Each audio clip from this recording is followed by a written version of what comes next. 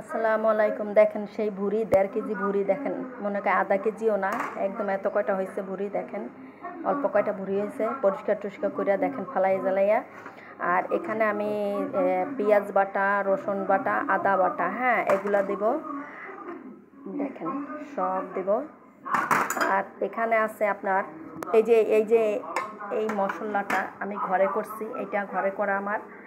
আর এটা হচ্ছে ধনিয়ার গুঁড়া, হলুদের গুঁড়া, জিরার গুঁড়া, মরিচের গুঁড়া এবং মরিচ, লবণ এইটা, হ্যাঁ। আর এই মরিচটা এই মশলাটা আপনারা সবসময় ঘরে করবেন। দারচিনি, এলাচি, অনেক প্রকারের মশলা এটা করবেন, এটা আমি ঘরে করছি দেখেন। এখন আমি এটা সম্পূর্ণ মিক্স করব, আমি বারবিকিউ করব। তেল গরম হয়ে গেছে, আর এই আমি মাখছি, এখন এগুলা দিয়ে দেব। দেখেন সব ময় মশলা দেওয়া। বিসমিল্লাহির রহমানির রহিম। দেখেন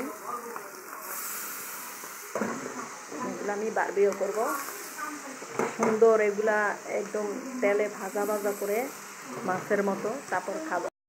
দেখেন কি সুন্দর হয়েছে, দেখেন তেলে ভাজা হয়ে গেছে। এখন বাটিতে দেখেন গাইস, এই যে করছি দেখেন। আর এই যে পুদিনা পাতা আছে, আমি একটু হলে পুদিনা পাতা খাই দেখেন।